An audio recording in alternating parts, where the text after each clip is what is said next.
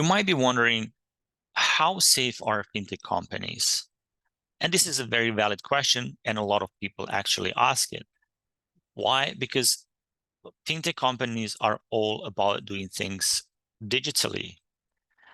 But how safe or how secure are all these things that we do through fintechs? Because everything is digital, everything is in the cloud. What if hackers can hack, the databases and stuff, steal the data, steal, the money, and etc. And this is actually what has been happening a lot lately. So with the growth of fintech, we also have the increase in cybercrime, which is expected because obviously, one drives the other as well.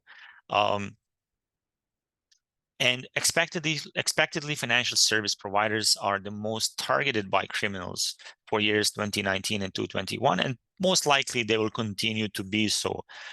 Why is that so? Well, the reason I think is very simple, because that's where the money is. That's where most of the money is. And if anybody wants to commit a crime and steal the money, then you might as well go somewhere where you can steal a lot. You don't want to be caught for a few bucks when you could rather steal millions. And if you get caught, then at least you got caught for something big. I mean, I'm trying to make fun of it, but actually that's how, people think, those who are willing to do the cybercrime. And it is estimated that the cybercrime will cost over $10 trillion by 2025. Now, when we think about it, this is a huge, huge amount. It's a huge amount of money.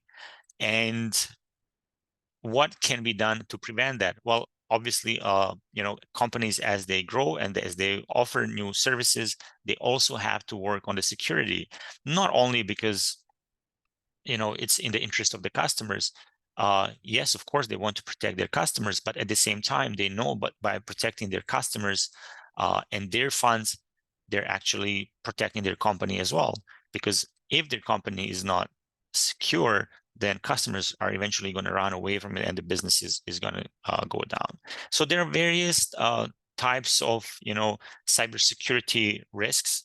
But the most serious ones are, data breaches, credential theft, reuse and abuse. And these actually can cause tangible harms, because remember now, whatever you sign up for, they're always asking you for some personal data. And sometimes, of course, they collect the data depending on where the company is located. They could be collecting the data even without your knowledge. But now in certain jurisdictions, these actually are regulated, and the companies need to get the consent from the users in order to collect their data. And of course, this is something that happens very often. There's been many cases of data breaches and credential theft. And that is why it's very important that these fintech companies work in this arena as well. Yes, it's good that they can offer better, more efficient, more convenient, more customer-friendly services and products, but at the same time, security is very important, and this is something that, of course, all of us care. Because of the increase in these cybersecurity crimes, of course, there has to be regulation that also, takes care of that and protects consumers. So governments, of course, across the globe are working on introducing regulatory frameworks that would allow innovation and growth of fintechs, but at the same time, they have to make sure that consumers are protected. They have to make sure that there is, stability of financial systems. These fintech companies are still relatively small in order to cause, for example, any financial instability in terms of, one company dragging all the other ones with them. Because if you're talking about the financial system, then things are pretty much integrated. One big bank, for example, which is considered maybe too big to fail, if it goes down, then most likely it's going to drag down other banks with it, and the entire system. Such things are still not at that level with fintech companies, but there are other things that the governments need to ensure and are ensuring that are not happening or that are happening, and some of the regulatory framework that they've introduced is what we all know as anti-money laundering, or AML, and also KYC, or know your client. This is important because it's relatively easy to launder money through these fintech companies if there is no any anti-money laundering in place. And if fintech companies, of course, do not bother, do not care enough about that, then of course you would have such people who would be happy to do that. And that's why these need to be placed. And that's why fintech companies also need to know their clients and where the money comes from before they put it into the system. Of course, governments are also working on how to ensure the prevention of financial crimes, and a lot of other happenings are out there. One very significant development in this arena, in the regulation arena, is the GDPR of the European Union, which is General Data Protection Regulation. This basically, forces companies to get the consent from users to collect data about them. They cannot collect the data about their users anymore as they used to without getting the consent from the users. And of course, oftentimes that data has been misused.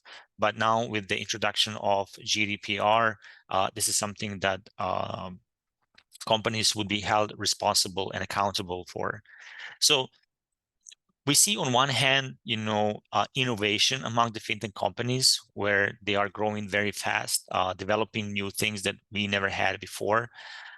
But at the same time, they come with risks.